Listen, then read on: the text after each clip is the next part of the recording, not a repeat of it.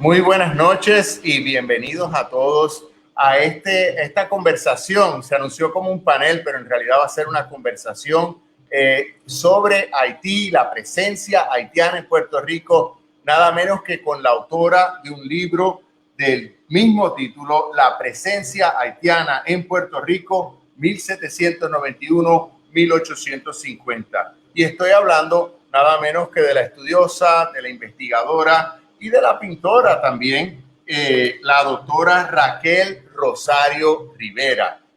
La doctora Rosario, además de ser catedrática en la Universidad de Puerto Rico, recinto de Bayamón, y de ser pintora, que espero poder hablar de esto con ella, es oriunda de Morovis en nuestra isla de Puerto Rico.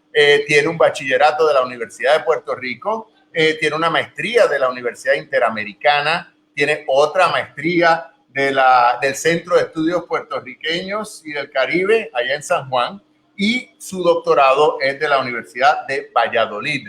Ha publicado un sinnúmero de libros, tiene una bibliografía muy extensa, de particular interés a todos los que nos interesa Puerto Rico y el Caribe. Y solo quiero nombrar unos pocos libros, por ejemplo, Los emigrantes llegados a Puerto Rico durante 1810 a 1848. Así empieza, creo yo, en 1992 su bibliografía. Tiene un libro que se llama Mariana Bracetti, una patriota que no claudicó.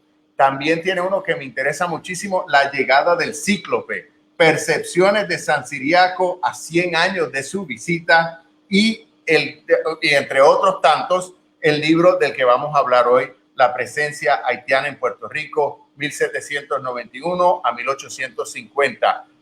Bienvenida, doctora. Espero que esté con nosotros. Sí, está con nosotros. ¿Cómo estás?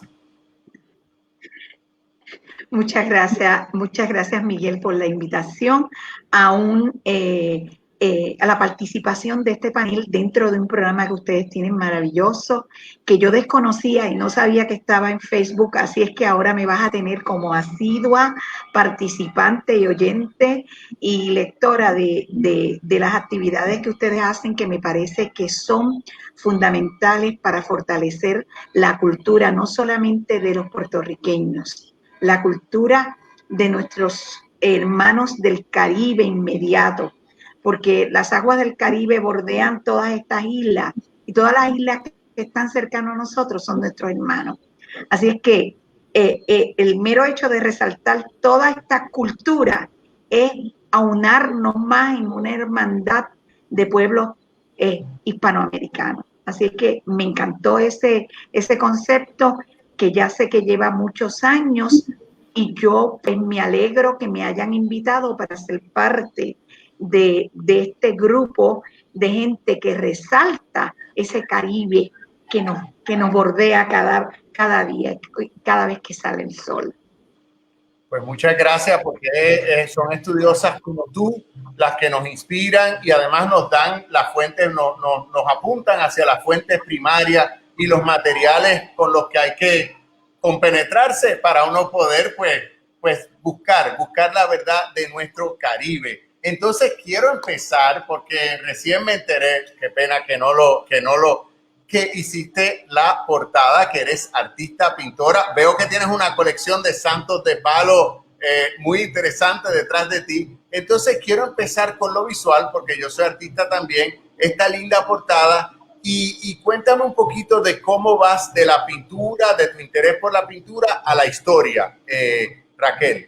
Bueno, desde escuela superior yo tenía mucho interés y de hecho los maestros tenían habilidades y los maestros me pedían que le pintara paredes de España, de Don Quijote, y yo siempre hacía toda esta cuestión de paisaje y me encantaba la pintura, no sé, salí con ese gusto por la pintura. Mi papá quería que yo fuera abogada y yo le dije que no, que yo quería ser pintora, y él me dijo de que vas a vivir, y yo le dije, bueno papi, los pintores viven, hay pintores famosos y yo quiero ser una pintora que llegue hasta el cielo si es posible. Bueno, y ahí me dejó. Entonces empecé un bachillerato precisamente en Bellas Artes en la Universidad de Puerto Rico, y tengo la experiencia de haber tenido los mejores profesores que han pasado por la universidad, empezando con Luisa Egel de Gandía, con John Balosi, con Félix Bonilla Norat, con Rivera García, con Carola Marín, con Susana Herrero, con José Buscaglia. ¿Qué te digo? La crema innata de los grandes Hernández Cruz, la crema innata de los profesores de Bellas Artes. Fueron 4 años de una maravilla. En eso me quiero ir a México a estudiar pintura al Colegio de San Carlos, pero no tenía dinero. Y mi papá no me quería seguir pagando la carrera de pintora. Así es que fui a México y cuando llegué me dijeron, mire, el bachillerato de usted no sirve, el que nosotros, porque le faltan cursos, nosotros la podemos aceptar si usted viniera del Instituto de Cultura con un bachillerato. Eso sí que lo aceptan inmediatamente. Y como yo no tenía toda la totalidad de los cursos, me tuve que regresar. Cuando llego a Puerto Rico, ¿qué voy a estudiar? Porque aquí no se hacían maestría en Bellas Artes. Tenía que exiliarme o a Nueva York o a cualquier otro lugar o a España. Y yo dije, pues déjame hacer aquí, porque como ya no tenía dinero, yo era una estudiante pues de escasos recursos, empecé a estudiar historia para relacionar la historia con el arte, ¿ves? Y entonces empecé con la historia, pero no se fue por el arte, se fue por la sociedad, por la cultura, por todo ese aspecto. Así es que, y ahí he seguido y ya llevo como 12 libros escritos y otros que tengo en turno.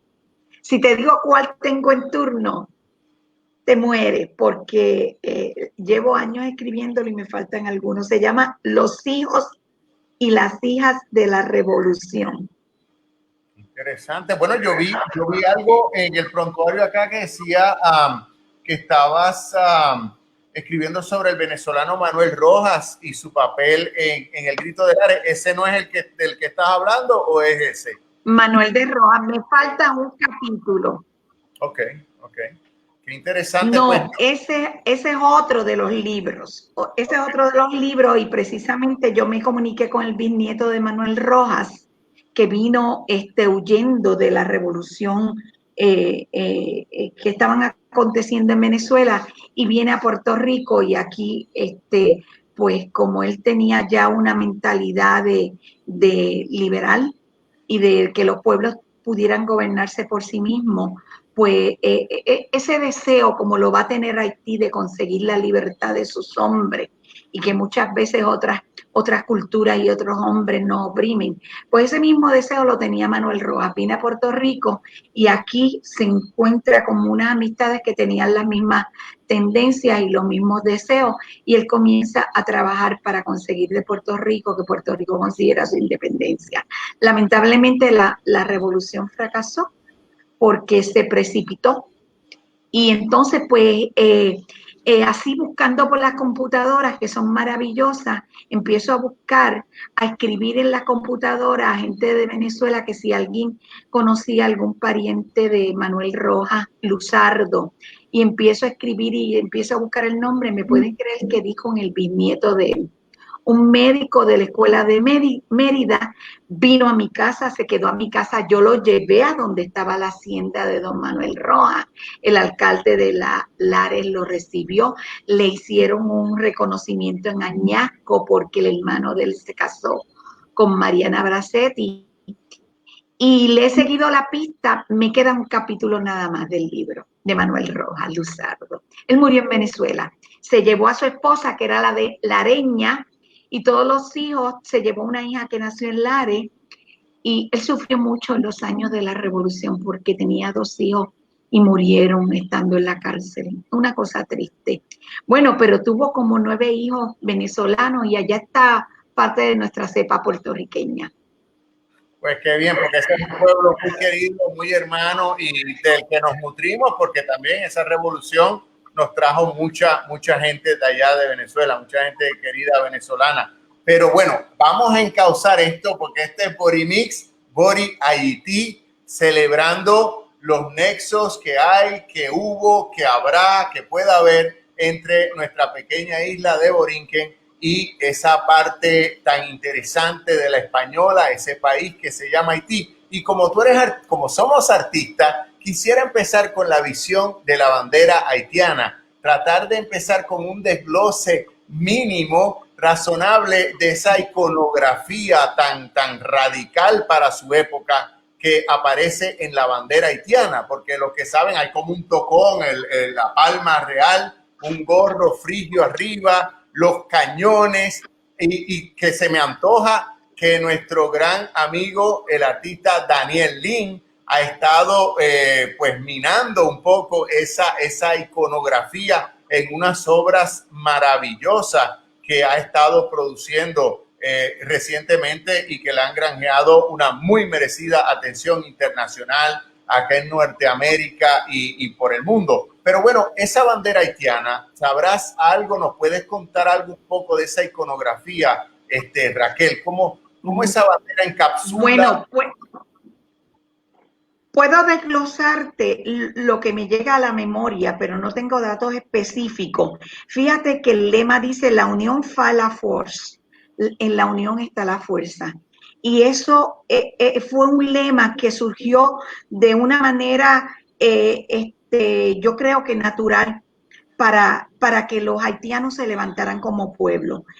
Cuando Haití hace su primera constitución, la llamada Constitución Imperial, que la hace bajo el emperador Jacques Dessalines, prácticamente ahí se define qué iba a ser de Haití como pueblo, como nación. De hecho, en ese libro yo puse la Constitución y los principios que se dan, los principios de libertad.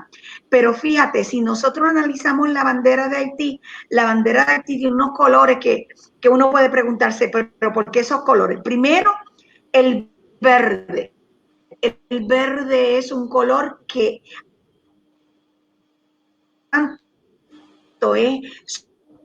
son la tierra que bordean estos mares. Fíjense que tiene unas anclas, costas, y uno de los medios de subsistencia de ellos es el comercio, la marinería, etcétera. La bandera, pues el rojo y el azul, yo estimo que al ser Francia la nación, no lo sé, pero estoy deduciendo que la nación original que colonizó estas tierras fue Francia, pues los colores de Francia son rojo, azul y blanco, y ellos prefirieron escoger el rojo, posiblemente relacionado con la sangre que vertieron todos estos esclavos en la revolución para hacer la patria de ellos. El azul, aunque es un azul marino, pues puede revertirse con el mar que rodea, que es el mar Caribe y el mar Atlántico. La palma, pues, la palma es caribeña, la palma es de Haití, es de Santo Domingo, es de Puerto Rico. El caribeño que no conozca lo que es la palma de coco o la palma como un elemento donde aparece, las palmas son altas y es lo que aspira un pueblo, lo máximo, son erguidas, no están dobladas, o sea, y eso puede reflejar el orgullo de esta gente. Nos levantamos por nuestro propio esfuerzo, por nuestra propia naturaleza y dominamos.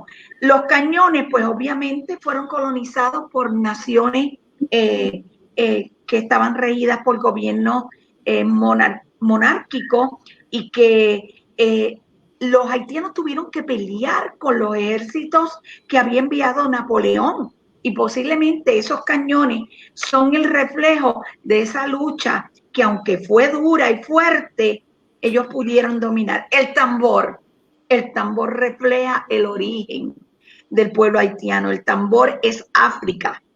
El tambor refleja el espíritu, el alma de la procedencia de toda esa gente que tienen su raza bien definida, que tienen su espíritu de música, su espíritu, su alma bien definido. Y las lanzas que están atrás, creo que son lanzas, ¿verdad? Pues la lucha. Es un escudo muy hermoso, ¿sabes? Muy hermoso, pero me encanta el lema: en la unión está la fuerza. Y así fue que ellos consiguieron hacerse una patria independiente. Pues Raquel, antes de entrar un poco quizás pues, el inicio de la revolución en términos de los orígenes franceses, de las ideas revolucionarias, ¿no? Que dominaron el siglo de las luces, ¿no? Como se le dice a los 1700, el siglo XVIII. Quisiera muy brevemente, ¿cómo surge este libro? Sé que eres una apasionada de la historia, sé que has trabajado mucho con la inmigración en Puerto Rico, varias inmigraciones de España, de la República Dominicana. Y entonces, ¿qué te lleva a la inmigración haitiana específicamente, a esta investigación tan interesante? ¿Por qué te motivaste por este? Bueno, cuando yo estaba haciendo la tesis doctoral, yo tuve a uno de los más grandes maestros de la historia, que fue el doctor Demetrio Ramos, miembro de la Academia de Historia de Madrid, y lo escogí, y la gente me decía, ¿cómo tú escogiste a ese señor tan exigente? Yo le dije, por eso lo escogí, porque es exigente, porque sé que con él voy a aprender. Y entonces empiezo yo a ver el periodo de Miguel de la Torre y me doy cuenta que don Miguel de la Torre recibía muchos comunicados de emigrados que llegaban por las costas, embarcaciones que llegaban repletas de emigrados huyendo, que llegaban esclavos huyendo, que los apresaban, que llevaban este contingente de esclavos de Santo Domingo, que llevaban embarcaciones con dominicanos, con soldados, con haitianos, con venezolanos, y con franceses, obviamente, porque ese es el mundo caribeño. Y empiezo yo a ver tanta y tanta gente, y yo decía, pero es que yo quiero ver por qué llegan. Y ahí me empiezo a interesar el tema. El primer trabajo que empecé fue con la inmigración venezolana, porque los venezolanos, como a raíz de la Revolución Francesa y de lo que estaba pasando en Europa, ¿verdad? Al Europa caer en manos de los franceses, pues entonces Venezuela utiliza ese momento, que es el periodo cuando entran los franceses en 1808, que es el periodo de Napoleón, y van a estar prácticamente, sacan al rey y van a estar dominando hasta el 14, que cuando derrotan a Napoleón, porque quien va a gobernar España es el hermano de Napoleón, pero cuando el Pepe Botella, el famoso Pepe Botella. ¿Tú sabes por qué le decían Pepe Botella? Vamos a ver. Porque empinaba el codo. Bueno, en parte, dicen que cuando bajaba de Francia entró a un pueblito y tú sabes que los pueblos en España hacen vino. Yo llegué a comprar vino en España a 50 centavos la botella. O sea, vino que hacían los propietarios de las fincas por allá. Entonces dicen que entraron a una bodega y al entrar a esa bodega él probó el vino y le encantó tanto que incautó la bodega. Y era una bodega de grande, o sea, voluminosa. Y entonces el pueblo español molesto y la comunidad donde incautó la bodega y todo eso molesto, le dijeron, se le irá a beber todos los días, pues le pusieron Pepe Botella por eso mismo, pero se debió a incautación de una bodega. Pero claro, me imagino que bebía buen vino. Menos mal que Trump no bebe, porque en ese viaje a Puerto Rico hubiera podido incautar Mercedita. O sea, wow. Pero bueno. Y beberse algunas botellas de ron. Sí. Bueno, pues entonces ahí cuando encuentro tanta inmigración, empiezo a hacer, el doctor Demetrio me dice, pero ¿por qué no haces un trabajo que tenga que ver con la inmigración como resultado de las revoluciones? Y ahí, pues me metió en camisa de 11 varas, porque cuando yo presento mi tesis doctoral en el año 1988, tuvo 4 volúmenes. 2 volúmenes eran de emigrados y 2 del volumen 1 y volumen 2. ¿Qué pasó? Un tema fue que en varios capítulos, la revolución venezolana con los inmigrantes, la revolución haitiana, la Real Cédula de Gracias como una ley para aprobar la presencia y atraer emigrados para Puerto Rico, la inmigración haitiana, la inmigración dominicana y la inmigración francesa, que se coge en otro aspecto. Y ya el libro, ya yo no podía, nunca iba a acabar mi tesis, entonces empecé así. Cuando presento mi tesis en la Casa de Colón, en Valladolid, los mismos doctores que estaban como jurados me dijeron, usted aquí no tiene una tesis, usted tiene aquí muchas tesis. Yo le voy a pedir que considere publicar este trabajo no como un todo, sino muchos libros, la emigración venezolana, la emigración haitiana. Y así es que salió el libro de Haití. Ya, o sea que de ahí está la madre de todas estas investigaciones que has seguido haciendo, o sea, a partir de esa tesis, ¿no?, que estabas haciendo allá en España. Sí, mira, y te voy a comentar algo que puede ser de disgusto para quien lo oiga, pero es la verdad. Yo estaba haciendo este libro, La presencia haitiana y dominicana en Puerto Rico. Yo tenía un señor que me estaba poniendo unas puertas aquí. Él era negro, con una tendencia a ser mulato. Y yo le pregunté, oiga, don fulano, ¿qué usted cree que este libro? Y me dice, ¿por qué usted nos va a poner mezclado con los haitianos? Nosotros no queremos saber de los haitianos. ¿Y sabes por qué te lo comento? Porque Haití ha sido un pueblo que ha sido rechazado por su negritud. Cuando Haití tiene tantos atributos, y ser negro no es malo, porque todos, si nosotros nos ponemos a buscar en nuestra ADN, nosotros podemos ver que Puerto Rico tiene una formación de negritud bien clara. Entonces, ¿qué pasa? Los dominicanos, y no estoy tirándole a los dominicanos, piensan que los haitianos le van a dañar la raza. Y entonces no quieren saber de los haitianos, de hecho, los expulsan, los ponen como esclavos a trabajar, etcétera, etcétera. Y claro, a lo mejor estoy siendo muy dura con mis palabras, pero yo creo que cada pueblo siempre tiene una repulsión por algún pueblo emigrante que llega a sus costas.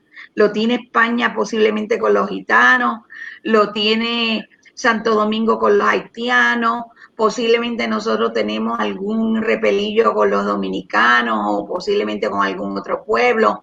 Los mexicanos posiblemente los tienen con los guatemaltecos, claro, y así sucesivamente, siempre, y es por el celo de la colindancia y de las tierras.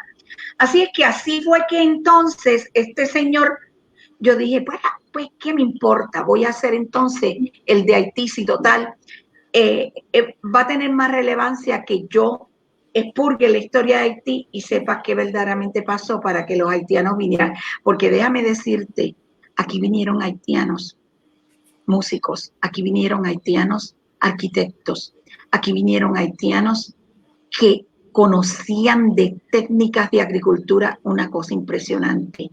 Y Haití, yo no he visto nada en documentos de historia, ni del siglo pasado, ni modernos, donde yo vea que se está repudiando un haitiano por alguna razón. Todo lo contrario, los haitianos se mezclaron con los puertorriqueños. Ellos llegaron con su familia y con sus hijos, pero se casaron con puertorriqueñas. Y entonces, si tú te buscas los apellidos que hay de presencia haitiana, mira, te voy a decir un apellido y vamos a ir a la historia porque me preguntaste, pero vamos a dejar que esto también corra. El apellido Vigoró. Vigoró es haitiano. Y si tú miras, el padre de Luis Vigoró era mulato. Y el hermano del tío de Luisito Vigoró, si tú lo miras, era más mulatito que Luis Vigoró. Y ellos venían procedentes, y de hecho, si tú buscas mi libro de Haití, aparecen los primeros Vigoró, que los ponen en los libros de España Vigorú, porque Vigorú se pronunciaba así, y entonces lo ponían como se oía. La cantidad de apellidos por el mestizaje que hubo de haitianos, y no tenemos que pensar que los haitianos son negros en su totalidad. Aquí vinieron haitianos mulatos. Es más, la presencia haitiana que llegó en Puerto Rico fue más mulata que negra. Y no lo digo por una cuestión de raza, pero es que ellos, hasta arquitectos vinieron a Mayagüez y dejaron su huella, una cosa impresionante. Y en las técnicas de la agricultura y el café, los haitianos dejaron mucha huella. Bueno, no sé si quieres que empiece por algún lado. Sí, sí, me gustaría, me encanta pues la distribución del libro, la organización del volumen, y pues me gusta cómo empieza pues con la revolución haitiana. Sería lindo pues trazar pues un breve recuento de lo que es Francia, esa influencia en la colonia, ¿verdad?, de Saint-Domingue, para luego ver cómo llegan esto. Ya me has dado un preámbulo, ¿no?, de esta llegada de mulatos y haitianos a Puerto Rico, y cómo no se les repudió porque venían con información, venían con destreza, venían con capacidades que seguramente enriquecieron el medio puertorriqueño de la época. Estamos hablando de mediados del siglo XIX, ¿no? O sea, por ahí, sí, primeros 20, Bueno, 30. pero es interesante dejar saber, Miguel, que ¿por qué Francia está metida en Santo Domingo?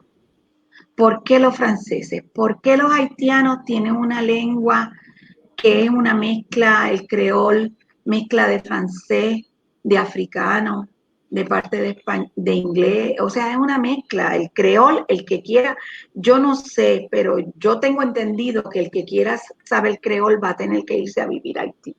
Bueno, primero que todo, ¿por qué la parte occidental de la española, que era posesión española, pasó a ser francesa? Pues porque los piratas y los corsarios empezaron a quedarse en una isla frente a la costa de Haití, la isla de la Tortuga, y ahí tenemos a Beltrán de Orejón, que empieza a crecer. Y algo bien curioso que yo no lo pongo en mi libro, pero te lo voy a dar como un detalle. Como eran tantos piratas, estos piratas necesitaban tener mujeres y cerca al lado, y entonces le piden al rey de Francia que le envíen mujeres, porque ellos necesitan que la colonia crezca, y entonces pues el rey de Francia pues le envió no las mejores mujeres, ya tú sabes, y entonces se le envió a los piratas, a los corsarios, y ellos empezaron, y la colonia empezó, la Tortuga empezó a crecer de gente, y tuvieron que pasarse. Ellos iban a las costas occidentales de Santo Domingo a buscar ganado, a buscar ganado. Sí, correcto. Y entonces empiezan a mudarse y comienzan a tener conflicto con los españoles porque eran tierras, ¿verdad? Un poquito. Y ahí empieza la colonia francesa a crecer. Y entonces el rey comienza a disputar con España para que España le ceda la parte occidental de la isla. Y por ahí es que empieza el por qué tenemos a Francia dentro de Haití. Pero verdaderamente lo más que nos interesa es que en el momento que se dan los principios de la Revolución Francesa, que tú sabes que estaba basada en los 4 grandes filósofos como Rousseau, Voltaire, Montesquieu, John Locke, hombres que hablaban del derecho del hombre, un derecho natural de ser libre por naturaleza, porque el hombre era libre por naturaleza.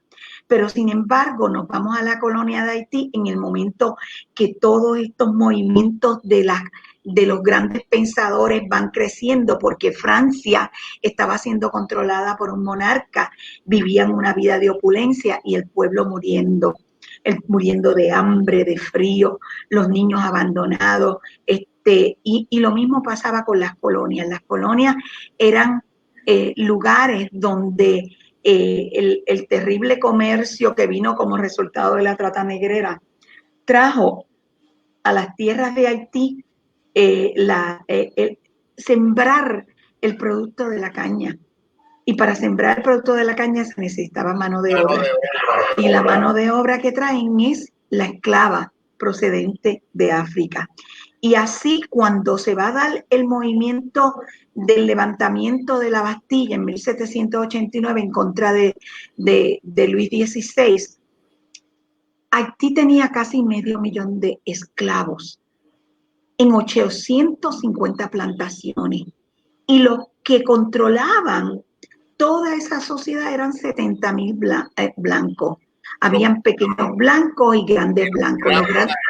Los grandes blancos eran los que tenían posesiones en Francia y casas y venían y buscaban el dinero y toda esa cosa. Y los pequeños blancos eran blancos que hacían labores de talabarteros, de barrenderos, pero no hacían labores de esclavos. Los esclavos estaban atados a la esclavitud. Bueno, ¿qué pasó? Que como saben en la historia, los hombres en su apetito sexual, muchas veces estos grandes dueños de plantaciones y estos grandes blancos les gustaba alguna mulata o alguna negra y la poseían. Al poseerla, pues las dejaban embarazadas y nació entonces una clase mulata. Esa clase mulata, que eran aproximadamente como 44,000, empezó a crecer y se vieron mejores que los negros porque estaban mejores de piel. Y al verse mejores que los negros, los propios padres, sabiendo que eran hijos, aunque no los reconocieran como tal y todo eso, los mandaban a estudiar a Francia. Y tal pasó con un individuo que su madre tenía un cafetal, era hacendada, llamado Vicent Huguet. Y Vicent Huguet se fue para Francia y allá vio lo de la revolución y él dijo, mi patria está amarrada, encadenada, voy para mi patria a conseguir que le den los mismos derechos que se están predicando acá en Francia, porque él era francés. Y Vicent Huguet viene en 1791 para alzar la voz. Raquel, una nota y perdona que te interrumpa, pero ¿será también que Vincent Huguet, cuando viene con esos reclamos de derecho, está pendiente de privilegiar a su casta de los mulatos y a seguir oprimiendo a los esclavos negros? Porque si lo tengo bien entendido, la clase mulata también oprimía a los esclavos totalmente, negros. Okay. y se sentían hasta mejores que los negros.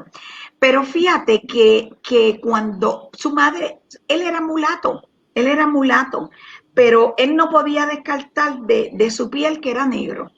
Él no podía descartar de su piel. Y cuando él viene con la conciencia de que él quiere levantar, quiere ejercer una influencia libertaria sobre todos esos esclavos que están amarrados a las cadenas. Cuando él empieza a hacer las protestas que está teniendo un apoyo, el gobernador de la isla, que era Reinier, quiso oprimirlo, acallar la voz y lo mataron.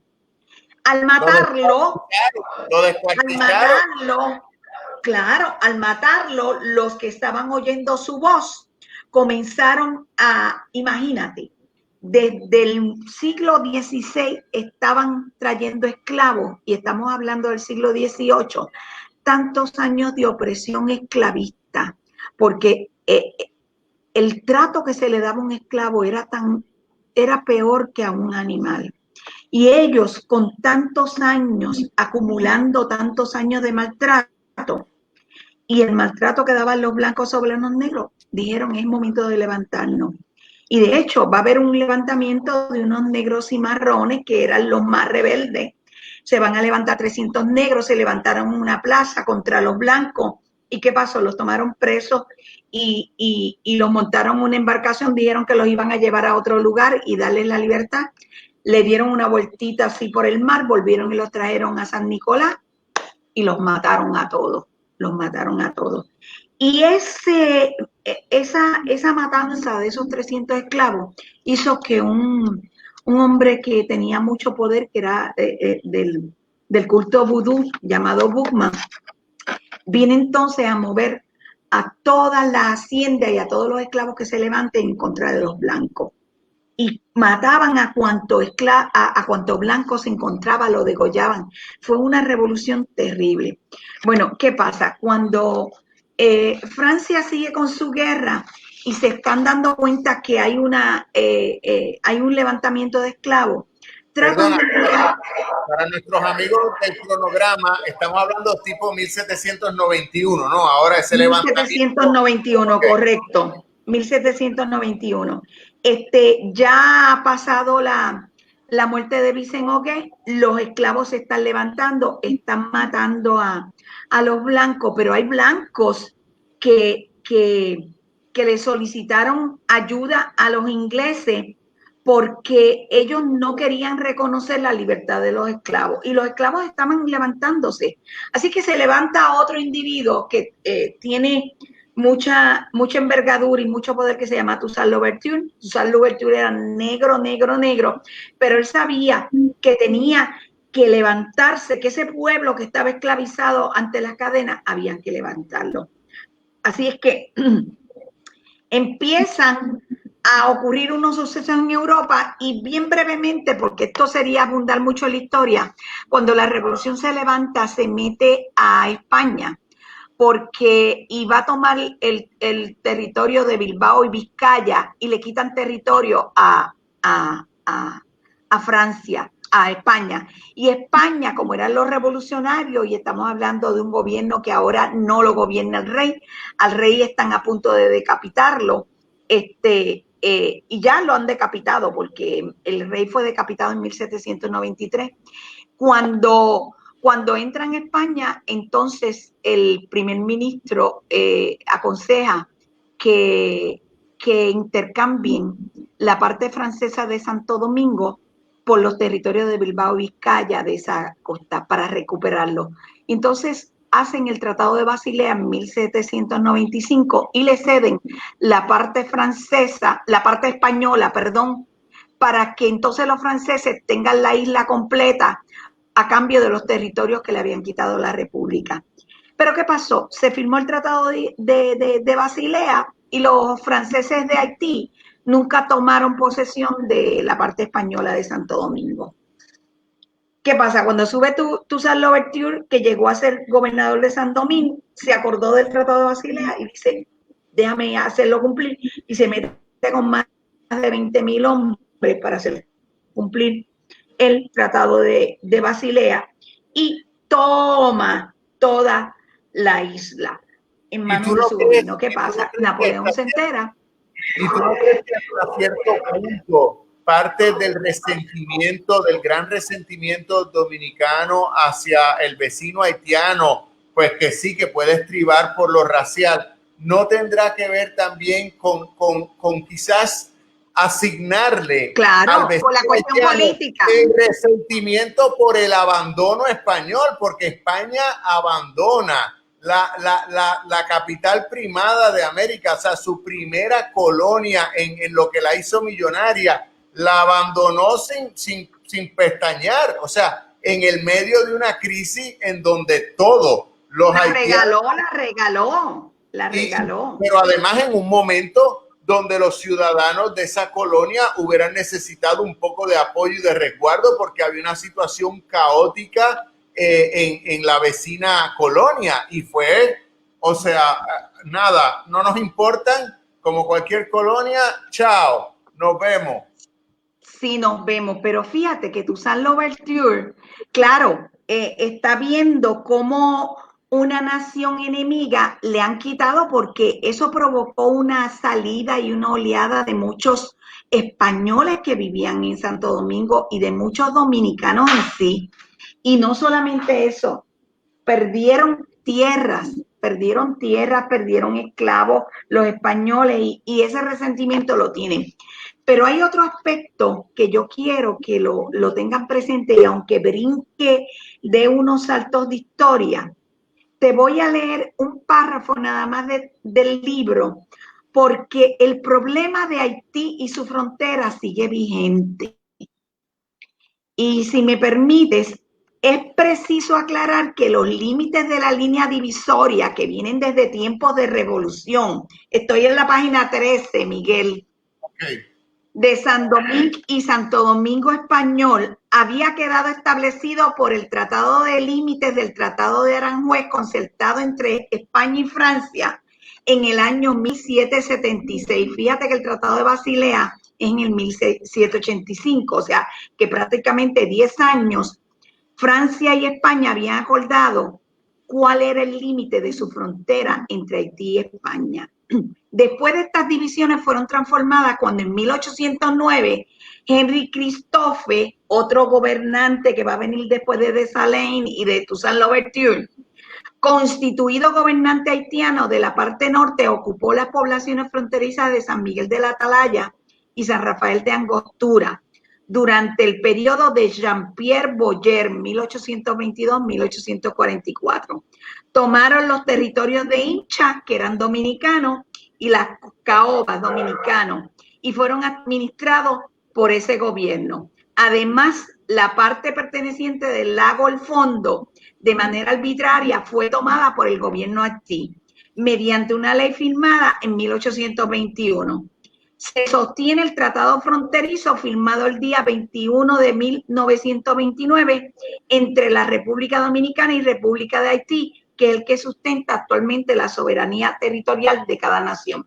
O sea, ¿cuál es el asunto? Toussaint Louverture entra en Santo Domingo por el Tratado de Basilea, pero los haitianos también le estaban quitando territorio a los dominicanos. O sea, que no te creas que es una cuestión de raza nada más, es una cuestión de dominio político, territorial, verdaderamente que todavía no. Es más, te voy a decir algo y te vas a asustar. Uno de los peores gobernantes que ha tenido Santo Domingo y que en cierta medida lo veneraban era Trujillo. Y Trujillo obligó al gobernante de Santo Domingo de Haití, no recuerdo si era el papá de Papadoc, a que reconociera la frontera donde él decía, no donde decían los haitianos. Y Haití no lo quiso reconocer y le dijo, pues cada vez que un haitiano pase la frontera, donde yo digo van a ser asesinados.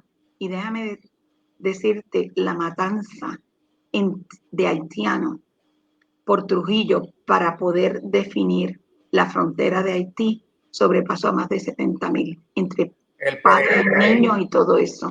O sea, que este concepto que viene desde la época de la Revolución ha seguido como que escalando escalones y cada uno. Y yo creo que en cierta medida, por la pregunta que me hiciste, los dominicanos tienen muchas razones por qué sentir ese alejamiento de los haitianos, por raza, por las pugnas de frontera, por los robos de territorio, por la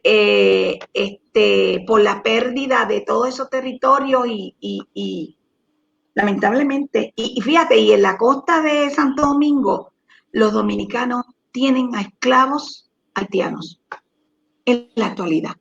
Qué fuerte. O sea, es triste. Es triste. Tú sabes que Haití es uno del país más pobre del mundo y siempre dicen que van a hacer y van a hacer y no hacen nada. Puerto Rico le ha dado la mano a los haitianos, sobre todo con este temblor que aquí fueron médicos e hicieron muchas cosas. Pero yo creo que Haití, no sé, ha sido un país que ha sufrido mucho. Bueno, cuando pasa el Tratado de Basilea, que entonces Toussaint Louverture toma Santo Domingo y muchos dominicanos tienen que salir, etcétera, etcétera, pues Napoleón se entera, sube al Napoleón al poder y no puede dejar que la isla caiga en manos de los rebeldes esclavos. Y Napoleón Bonaparte se entera y entra a su cuñado, Manuel Leclerc, lo manda con más de 30,000 soldados. ¿Qué pasó? Que cuando Leclerc llega aquí para tener el dominio de la isla y que Francia volviera a tener control de la isla, llegó un aliado inesperado, la fiebre amarilla. Y de los 35,000 hombres que ya tenían los franceses allí, perecieron por fiebre amarilla 21,000 y 7,000 murieron por la guerra. Yo creo que, si no mal recuerdo y la cabeza no me falla, yo creo que Leclerc se suicidó porque no pudo bregar con la situación. Bueno, como Napoleón, a pesar de haber enviado tantos hombres para dominar la isla, no la pudo dominar. Sube al poder entonces Jacques Dessalines, que era un aliado de Toussaint Louverture. El pobre Toussaint Louverture lo habían cogido en el año 1803 preso y lo habían enviado, las mismas fuerzas francesas lo habían enviado a Francia, y al enviarlo a Francia, pues allí murió en el exilio en 1803. Bueno, entonces el aliado de Toussaint Louverture, que era Jean-Jacques Dessalines, viene a tener éxito y toma la ciudad, se declara general, es nombrado gobernador y en mayo de 1805 hace la primera constitución, la constitución haitiana, que proclamaba que San Domingo se iba a llamar Haití. Y Haití era el nombre que le daban los aborígenes a su lugar, que era Haití. O sea que Haití es un nombre haitiano. Y yo creo que aunque, fíjate que Cuba también tiene el nombre, nosotros tenemos San Juan que nos lo pusieron los españoles, pero Cuba, el nombre aborigen de Cuba era Cubanacán, ¿ves?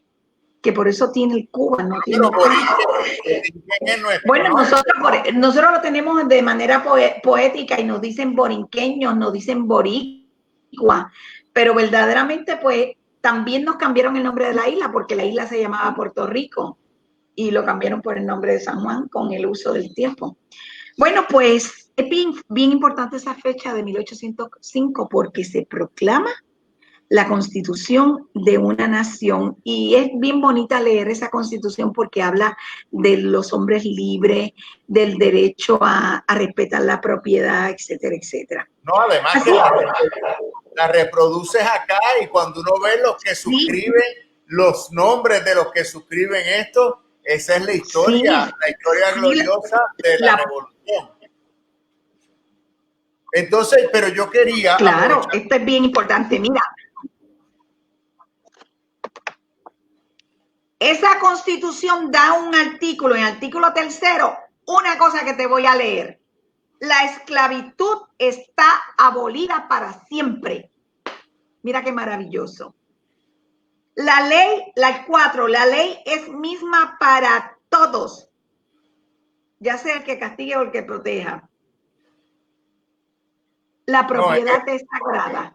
O sea, es el documento de más avanzada en nuestra América en esa época. Totalmente, no hay nada totalmente. No hay nada como esto.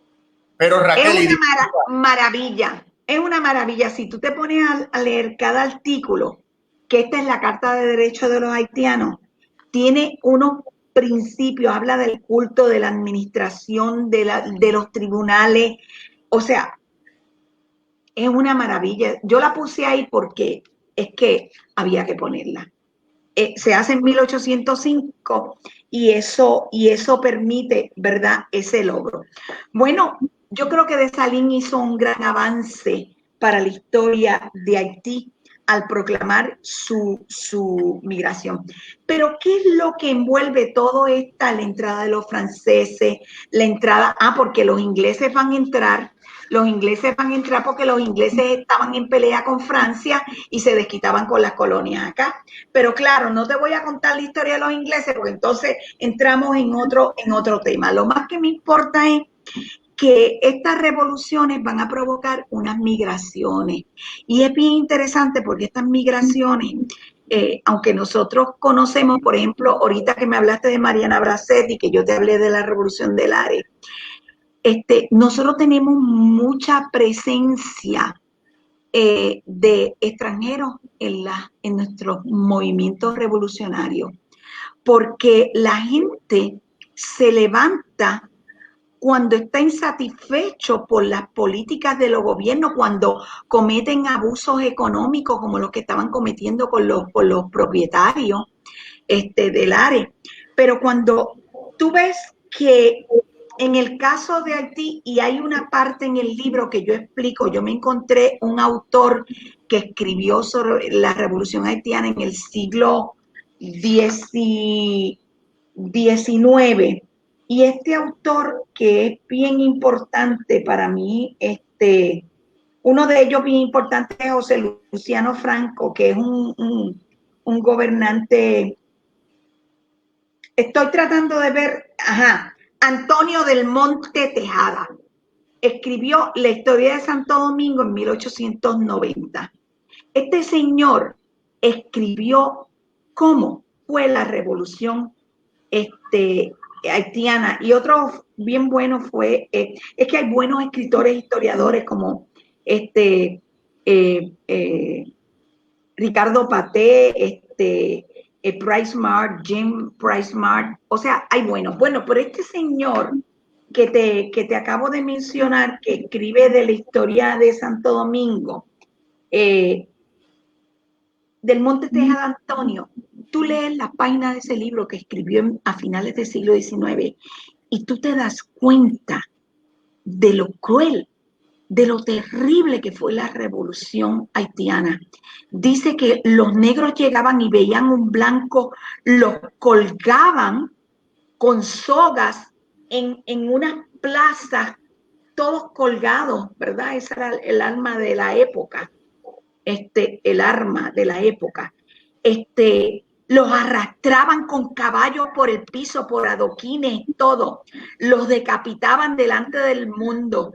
Y este señor da una declaración de un francés que él escribió en una carta, que encontró una carta, que él vio oyó unos gritos, y que cuando se asomó de su casa, estaba en un piso alto, a ver, y dice que vio esas matanzas tan terribles, y él dice, lo que vi me compungió el corazón, la sangre salía a borbotones, las cabezas rodaban por el piso, o sea, que lo que vivieron los revolucionarios en la Revolución Francesa también se dio en Haití, y fue una revolución terrible, terrible, Raquel, terrible. Raquel, pero Bueno, perdona que te interrumpa porque me queda o sea, ahora quiero, vaya, el tiempo es como tú dices, nos podríamos quedar mucho tiempo en esta revolución que a mí me fascina y yo creo que los que nos están escuchando, hay mucha gente que no conocían algunos de estos detalles, pero quiero llegar entonces, porque se nos va el tiempo, a la inmigración a Puerto Rico. Ahora entonces, iba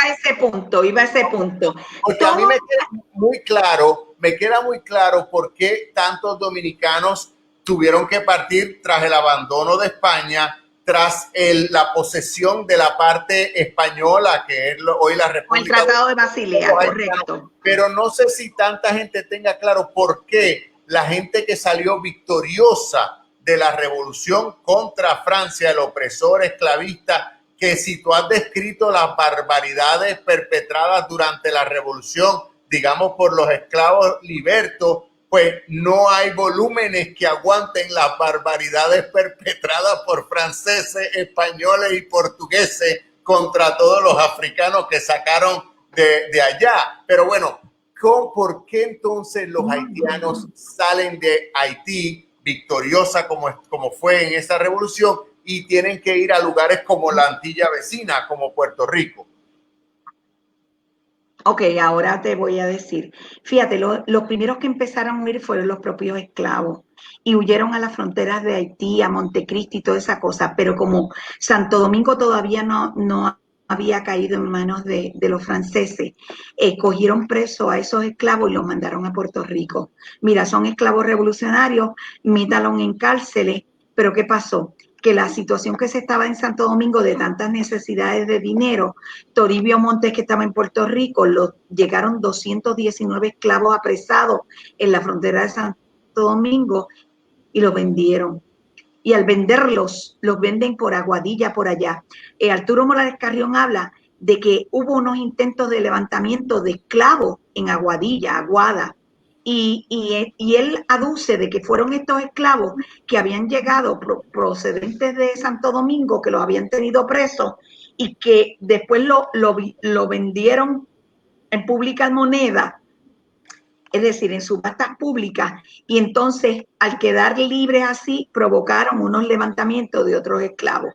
También llegaron familias blancas que salen huyendo por tierra como pueden con lo que tenían puesto, llegaban a la isla. También salieron esclavos ilegales que venían a Santo Domingo y se montaban. Hay una cosa que como está dándose esta guerra, el que quiere huir de la muerte, porque la muerte todo el mundo le tiene terror, no queremos morir.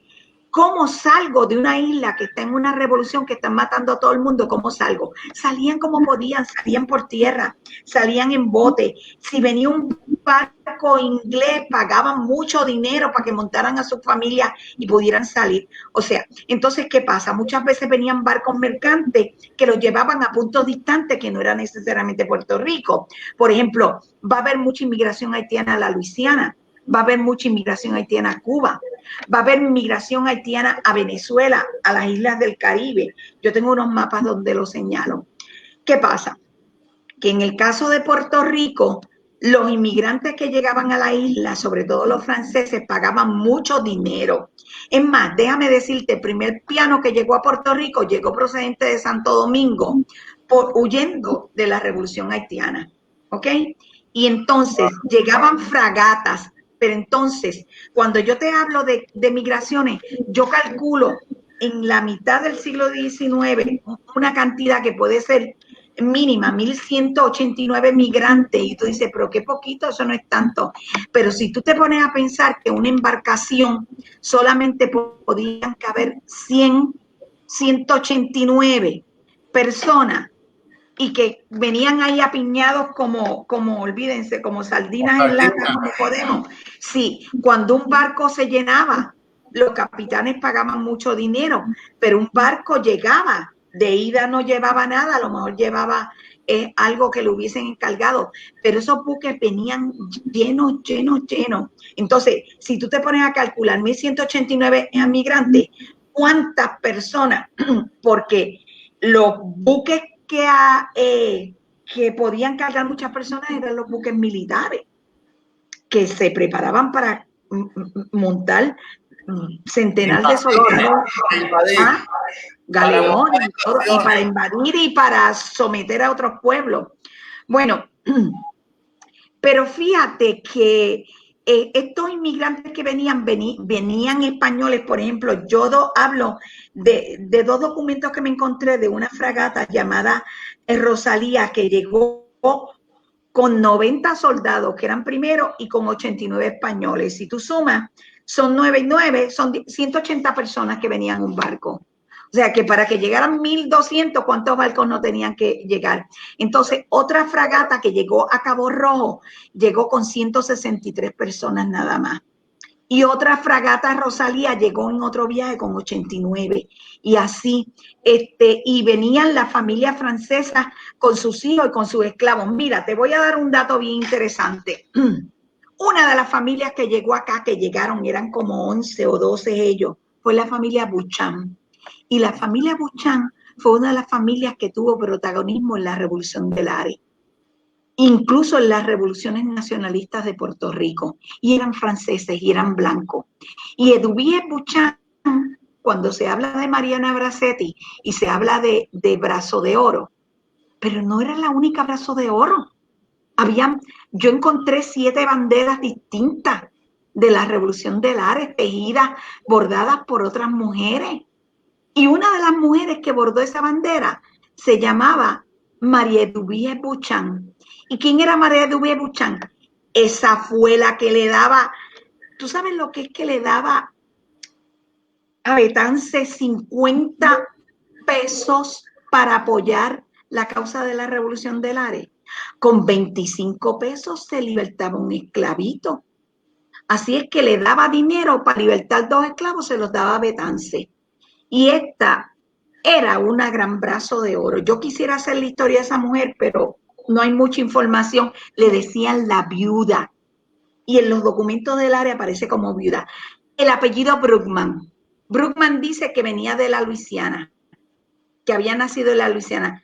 Yo no sé, pero la esposa de él, María Laborde, era de Haití. Y cuando ellos, al parecer, huyeron, los papás de ella o los familiares, y se fueron para la Luisiana. ¿Ok? Tenemos el apellido Lacroix, tenemos el apellido Musset, los Lacour, tenemos el apellido Plumey, los Anglerot, los apellidos Anglerot, que escribimos Anglerot y Angleriaux, ¿ven? Y vienen a pesar. Esos emigrados vienen y van a vivir en carne propia todos esos momentos sangrientos. Pudieron venir, trajeron esclavos, porque el esclavo era una garantía de un banco. Si me iba mal, ese esclavo yo lo vendía y sacaba dinero. Ahora, ¿dónde se van a establecer estos haitianos? Se establecieron, por ejemplo, yo encuentro 307 migrados en Mayagüez. Por eso es que Mayagüez tiene ese aire afrancesado en la arquitectura. ¿Como para qué año estamos hablando? Esos 307, o sea, ¿cuánto? Esto estamos hablando ya de 1804, 1804, 1805. Okay. Sí, y Pero déjame decir. entonces, si nos estás hablando de que es una migración con unos apellidos muy reconocidos ya en Puerto Rico, digamos, por ese asentamiento, pero me estás Los hijos hablando, de los hijos.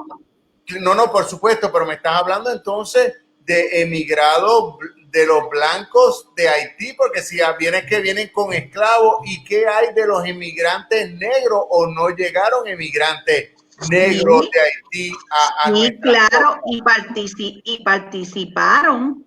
El apellido Angleró, fíjate, lo que pasa es que aquí hay que hacer unos estudios profundos, porque llegaba un francés con sus esclavos y le ponía el mismo apellido.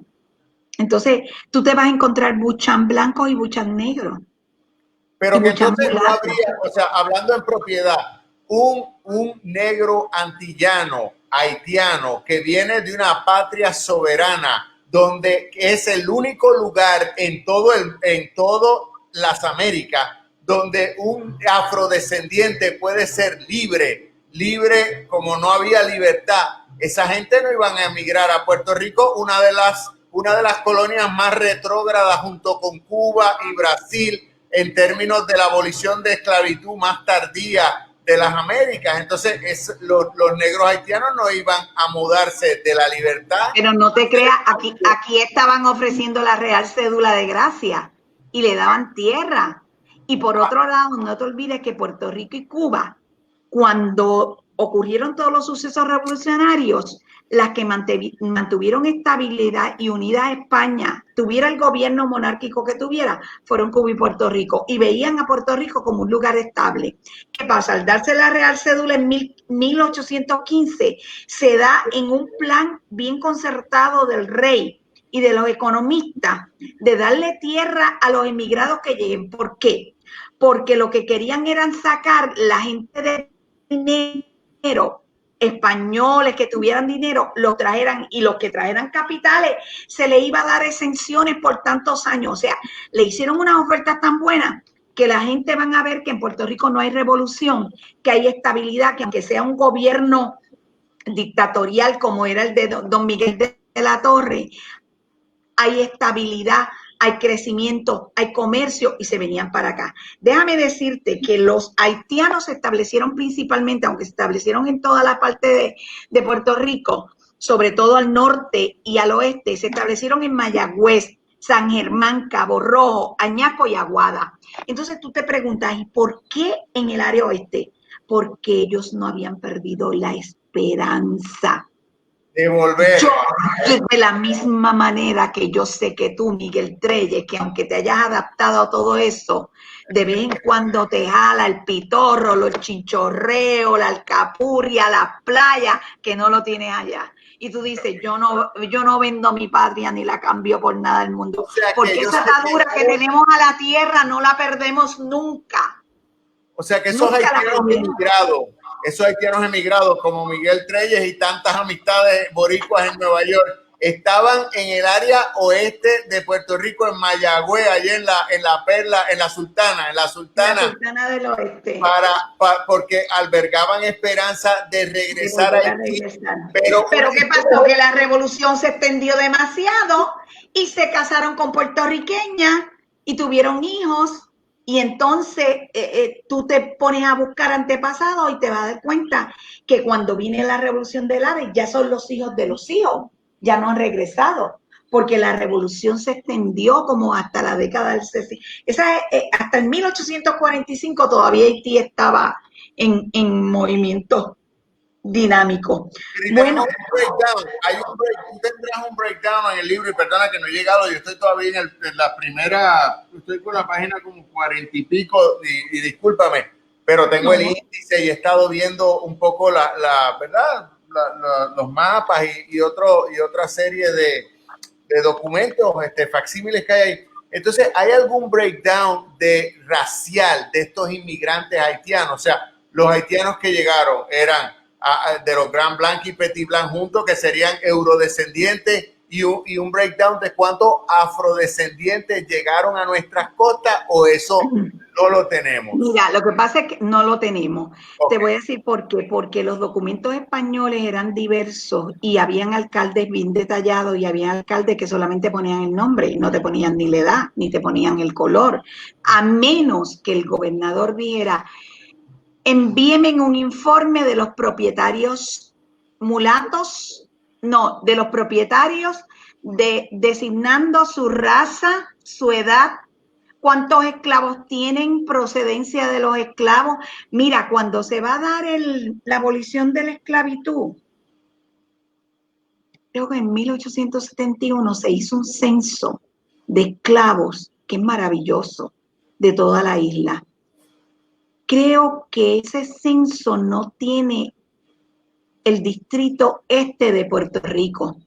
Pero si tú tienes un antepasado negro, tú te buscas ese censo de 1891 y te dice, fulano de tal, La Salle, La Sal, o La Cour, o Plumey, tenía una esclava originaria de África de 12 años, su profesión doméstica, tiene una cicatriz en el hombro derecho y lo identificaban de alguna manera. Pero como los alcaldes hacían, no había uniformidad. Primero que no había un formulario. El gobernador pedía una cosa y ellos iban por los campos y firmaban y ponían, ¿y cómo te llamas? Tal cosa. Y muchos de ellos no ponían la raza. ¿Cuándo es que tú te das cuenta de la raza? Cuando tú vas a los protocolos notariales y te están vendiendo un esclavo o te le están dando la manumisión. Eso quiere decir que le están dando la libertad porque el don se va a morir y quiere que su esclava, que le ha sido leal toda la vida, tenga la libertad y le da la manumisión. O porque se lo vende por... me costó 390 pesos y se lo voy a vender por 300 a Juan del Valle para que tenga su esclavita. Pero déjame decirte, esta fase de los haitianos es bien difícil y de otros emigrados, porque tú tienes que ir a través de los protocolos notariales. Las listas no te definían muchas veces raza ni de dónde procedían. Te decía, es extranjero, el problema que tiene la inmigración de Haití te lo voy a decir y lo puedes notar en los libros de Estela Cifre. Decían que venían de San Domingo y San Domingo, pues venía el español y ponía viene de Santo Domingo. Y si te cambiaba San Domingo por Santo Domingo, ya ahí tú tenías la confusión de madre y no saber si era de Santo Domingo español o Santo Domingo francés. A menos que no pusieran viene de San Domingo francés. Pero déjame decirte, yo pude recopilar este trabajo mío. Tiene en la parte de atrás un registro de todos los que vinieron de Haití. Apellidos, por ejemplo, Lamut, la Jacontier, la Salle, que nosotros lo vemos muy común aquí, Lesier, Dupré, Duperois,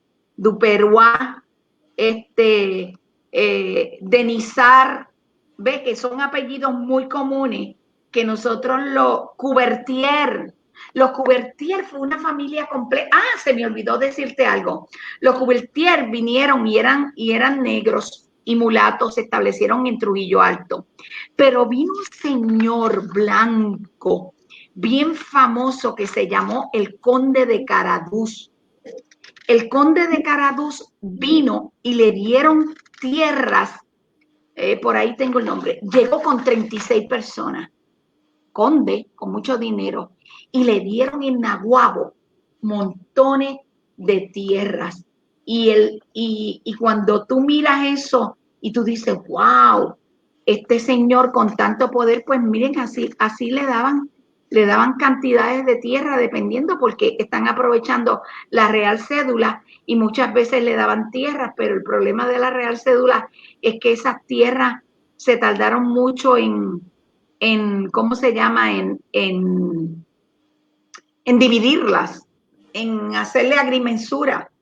Y eso tardó. Por eso es que nosotros en la isla de Puerto Rico tenemos un revolú con las posesiones y las tierras, porque aquel le quitaba la vela, se la movía al otro, y eso viene desde tiempos remotos, desde la Real Cédula de Gracia. Pues este conde de Caraduz le dieron muchas tierras y llegó Blanco, conde desde Haití con 36 de su familia. Él dejó todo allí y se vino con su familia. Y aquí hay descendientes Caraduz. Ay, yo tuve un estudiante que tenía el mismo apellido. Entonces me interesa, esto es como en la revolución haitiana, es como el genio de la botella de Aladino, que una vez que sale y se esparce y se riega, bueno, esto ha seguido y ha seguido, seguido. Entonces, pensando en nosotros, o sea, en Puerto Rico, en esa llegada de haitianos y quizás en los cubanos también, que están allá también, que fueron haitianos allá, me suena que lo que se movió fue el capital. Se mueve el capital. Se movió el capital. Y mira, te voy a dar un ejemplo. Debes haber oído de la familia Allers en San Sebastián. Esa gente tuvieron haciendas y todo. Ellos vinieron de ti. Los Allers. Se mueve ese capital, pero cuando tú me hablas de la célula de Gracia, de la promesa de una estabilidad en medio de un Caribe pues convulsionado, ¿verdad? Por la revolución que le dio una lección al mundo entero y que el mundo ha seguido castigando a ese país por esa lección, ¿verdad? La lección de que unos afrodescendientes son tan libres, son tan capaces y son tan fuertes como para derrotar a 30,000 franceses con los, ¿verdad? Con los uniformes nuevos de allá de París. Pero entonces se mueve el capital, llegan esta fortuna, pero era imposible que un afrodescendiente entonces haitiano, ¿verdad? Que también se haya sentido convulsionado si llega a unas costas españolas como Puerto Rico o Cuba en ese entonces, la cédula de Gracia no lo iba a amparar con territorio porque era un afrodescendiente. Sí, lo amparaban porque el gobierno de España tenía un sistema donde tú eras extranjero y te daban domicilio. Domicilio es que te permito vivir. Mientras tienes domicilio, tú no te puedes meter en el comercio, tú no puedes comprar tierra, tú no puedes hacer nada. Pero una vez que tú cumplas los 5 años, tú me vas a pedir la naturaleza, la carta de naturaleza. Y la carta de naturaleza es como pedir la ciudadanía. Y una vez que tú pedías la ciudadanía, tú podías comprar y hacerte dueño de hacienda, etcétera, etcétera. ¿Qué pasa? Que la Real Cédula fue otro medio para legalizar a todos esos ilegales. Porque si tú probabas que tú eras extranjero, yo te daba tierra y tú podías probar que yo llevaba residiendo aquí desde el 1797 y la cédula se dio en 1800. Yo me encuentro a montones de gente aprovechándose de la Real Cédula con 15 y 20 años de residencia. O sea que cuando Trump dio su dinero, todo el mundo agarró, el rico y el pobre. O sea, se aprovechaban de las ofertas. Y mucha gente vino porque una de las cosas beneficiosas de la Real Cédula de Gracia fue que dieron tierra, que tú podías traer el capital, que no te iban a cobrar impuestos por el capital, que te iban a dar tierra, que si traías esclavos te daba más tierra por cada esclavo que trajera. O sea, lo que querían era fomentar la población para evitar que otras naciones tomaran a Puerto Rico. Fomentar la agricultura, que hicieran haciendas, que invirtieran. Y entonces, ese fundamento de esos haitianos con capital que llegaron, hay alguna, se puede constatar, o sea, los inmigrantes siempre nos reunimos, ¿verdad? Porque como tú dices, se quedaron en Mayagüez para ver cuándo se podía volver a la madre patria haitiana. Entonces, ¿qué más nos puedes dejar con una idea de la evolución de esos emigrados haitianos, de si hubo son las sociedades de celebración de la cultura o la integración fue tan grande que no hubo tanto? No, es bien difícil porque acuérdate que los ¿cómo se llaman? Los ven con cierto recelo, porque tú no puedes definir si esta persona que vino de un país revolucionario está viniendo aquí porque don Miguel de la Torre le ponía el ojo a todos los extranjeros y le decía a los alcaldes, vigímenlo. ¿Por qué? Porque ellos traían libros, porque ellos podían promover, como pasó con la Revolución de Lares. La Revolución de Lares es una revolución promovida por extranjeros. Todos los extranjeros, venezolanos, dominicanos, franceses, Carlos Helio Lacroix, Simonet, los apellidos Simonet, eh, Bruckmann, los mismos Chevalier, casi toda esa gente que estaba en las Marías eran extranjeros, que posiblemente eso habría que estudiarlo de otra manera. Yo estoy trabajando con algo, pero me voy a retirar en diciembre y voy a ser la mujer más feliz del mundo porque voy a investigar a mi manera. Yo me encontré unos documentos que yo creo que nadie ha tenido la suerte de encontrarlo, que son documentos de las concesiones de tierra, a quién le dieron y cuánto le dieron. Y déjame decirte, Miguel, aparece gente poderosa económicamente que le están concediendo cantidades de tierra, pero increíble.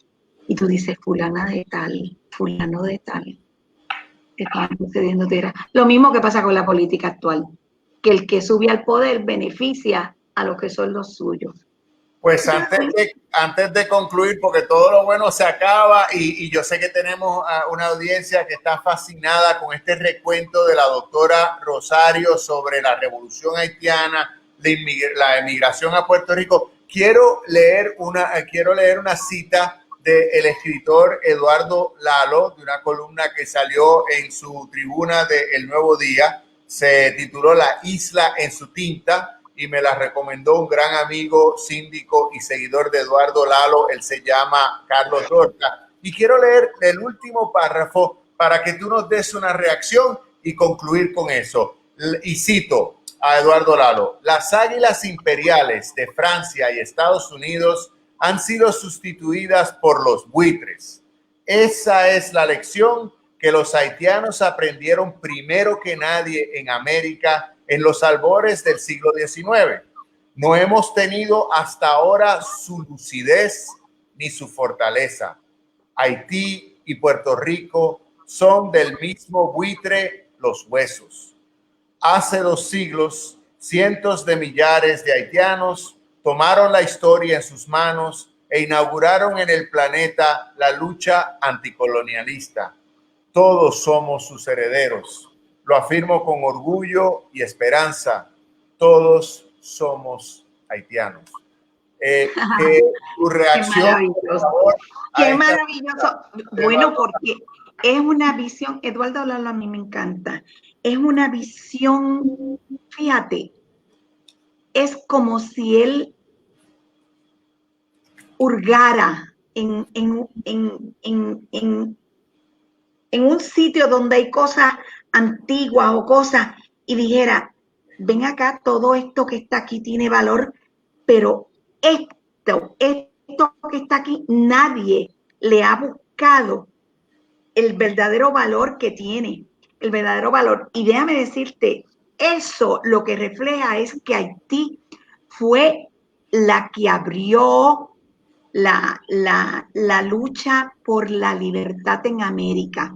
Si en Europa fue el pueblo muerto de hambre para hacer reclamar unos derechos de igualdad, pero los haitianos lo abrieron en América porque fue la primera revolución americana y de esa empezaron eslabones, empezaron eslabones, vinieron a esa se ató la haitiana, se ata a lo que está pasando en España, España tira para Venezuela, Venezuela sigue la de México en el 1810, la de Venezuela, y sigue una cadena de revoluciones. Pero el primer pueblo que luchó por un derecho inalienable que no se le puede dar a nadie, que es el derecho a la libertad, fue Haití. Que son dos buitres, que todo el mundo quiere todo esto, que lo que los quedan son los huesos. ¿Por qué? Porque las grandes naciones capitalistas lo que vienen es como depredadores a dejar estos países, como él dice, en los huesos. Son depredadores. Y si no hay una conciencia como la tuvo Haití, nos quedaremos en los huesos. O sea, esas palabras que tú acabas de repetir, verdaderamente reflejan lo que está pasando en el mundo y no nos damos cuenta. Y no nos damos cuenta que tenemos vecinos al lado que verdaderamente fueron los pioneros y los que nos abrieron los ojos y todavía no hemos aprendido esa lección. No la hemos aprendido. Pues, doctora Rosario Rivera, yo quiero darte las más sentidas gracias a nombre de mis colegas productores, Libertad Guerra, la directora ejecutiva del Centro Clemente Soto Vélez, Manuel Morán, el director de la Sociedad Educativa de las Artes, y a nombre mío, que estoy ahora a cargo del Teatro La Tea, te agradezco este tiempo que has sacado, porque es bien importante pues el hermanamiento con Haití, así lo sentimos Manuel y yo y nuestras organizaciones, y pues ha sido esclarecedor, iluminador y muy, muy interesante poder conversar con alguien que se ha dado a la tarea de estudiar este nexo entre la isla vecina de la Española en su vertiente haitiana y nuestra pequeña isla de Puerto Rico. Yo espero que este sea uno de muchos coloquios, quizás ahora. Muy bien, a la orden siempre. Ya te haré llegar a ver si encuentro una copia. Es un pequeño folleto de la llegada del cíclope que fue San Ciriaco. Y son distintas conferencias. Y yo quiero que nos diga, por los que estén viendo esto, que queden con alguna curiosidad y mayor interés en el libro, ¿dónde se puede conseguir el volumen del que hemos hablado? A través de PayPal. En mi página web, raquelrosario.net, ahí lo pueden conseguir. Raquel Rosario. En la contraportada está mi página web. Así que ahí lo pueden conseguir. Lo estaba vendiendo en Amazon, pero Amazon nos está degollando por todos lados. Nada. RaquelRosario.net para los que nos están escuchando. Correcto. Si ponen doctora Raquel Rosario en Google, aparece mi página. Perfecto. Hay otra Raquel Rosario que es cantante, pero no soy yo. Es más jovencita. Bueno, pero nunca es tarde si la dicha es buena, sabe Dios, por ahí toca. Yo canto en el baño. Bueno, pues, Miguel, ha sido un placer. Cuando quieras, tú tienes mi teléfono. Cuando vengas a visitar a tus papás, vivo 2 calles más abajo de tu papá. Así es que nos comunicaremos y me alegro que estés bien, que sigas teniendo ese éxito con tus pinturas, que sí estoy al tanto de lo que haces. Así es que, y te felicito por este trabajo que estás haciendo, porque la cultura hay que fortalecerla. Lo que está creciendo ahora hay que crearle a los jóvenes el gusto por conocer no solamente de su patria, sino más allá, nuestros vecinos, nuestros hermanos. Y los que sufren y que han dado su grano de arena para hacer este mundo, pues, más llevadero. Bueno, pues un placer. Gracias. Buenas noches. Y cerramos, que lo pasen bien, que ahora entra el frío por allá. Bueno. Buenas noches. Gracias. Bye. Ya podemos hablar.